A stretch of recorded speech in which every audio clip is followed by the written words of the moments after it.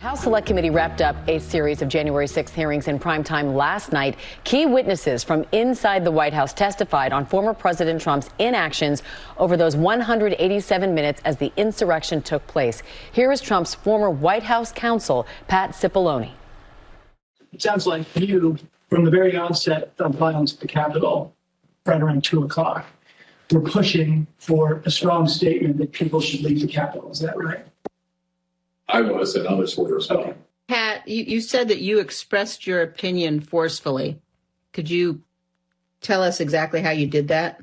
On the privilege issue, I can't talk about conversations with the president, but I can generically say that I said, people need to be told, there needs to be a public announcement fast that they need to leave the Capitol. Joining us now is one of two committee members who led last night's hearings, Illinois Congressman Adam Kinzinger. Congressman Kinzinger, thank you so much for being with us. And, we just heard some really dramatic testimony. And, of course, many believe this may prove a dereliction of duty. Do you have a case for criminal charges against the president at this point? Well, look, ultimately, that's a decision that's up to the Department of Justice. I think so. And I think it's not just our hearing. It's basically every hearing that we have done, I think, has shown a unique, frankly, criminal component to this. Are we going to see more? This is supposed to be the last planned scheduled hearing, but is there potential that more information is still coming you all's way and we could see more? Yeah, certainly. I mean, I think what we've noticed is once these hearings started, we kind of opened the floodgates of more information, more witnesses, people that, maybe were reluctant to cooperate that now want to, or people that legitimately didn't think they knew something that was, particularly important that now can put in a piece of this puzzle. Congressman, there were so many shocking revelations, a lot of shocking testimony to people who were watching this all unfold over these 8 hearings. But perhaps one of the more shocking ones was this dramatic communications that was going on with Vice President's Secret Service detail during the insurrection. In fact, I think we have a bit of it. Let's take a listen. The members of the VP detail at this time were starting to fear for their own lives. There was a lot of yelling, a lot of very personal calls over the radio. So it was disturbing. I don't like talking about it, but there were calls to say goodbye to family members, so on and so forth. It was getting, for whatever the reason was on the ground, the VP detail thought that this was about to get very ugly.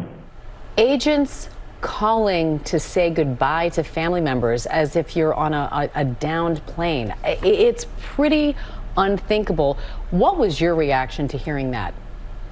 It's all chilling. And I think, look, I lived through this day, and then we investigated this day.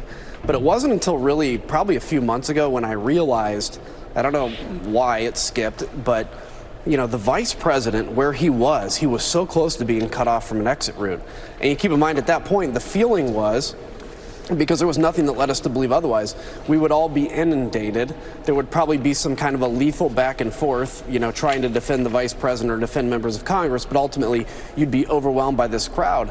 And certainly if you're a Secret Service member charged with protecting the vice president, you've thought these things through and they usually don't end well. It usually ends with you in your mind saying, I will basically give my life to protect the vice president.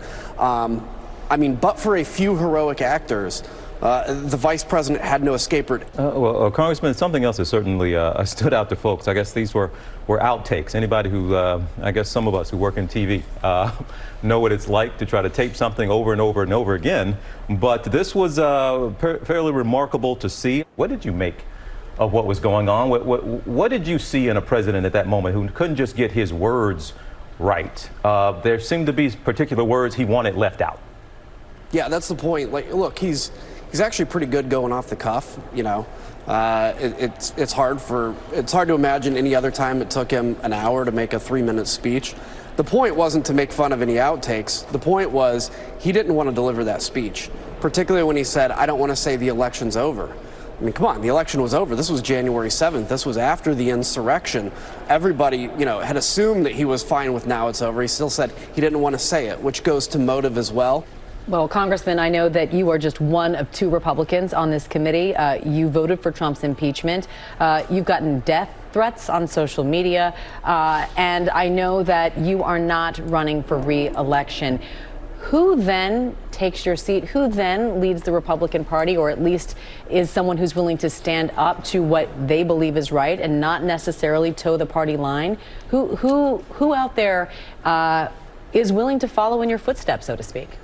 That's a question for Republican voters. It's your party. Figure out what you want it to look like. I'll fight for it. I'm fighting for this country now. My fight's through Country First, country1st.com, to save democracy, to save our ability to self-govern. For Republicans, the question is this: do you want to be led by an autocrat? Do you want to be abused? Do you want to have your money stolen from you?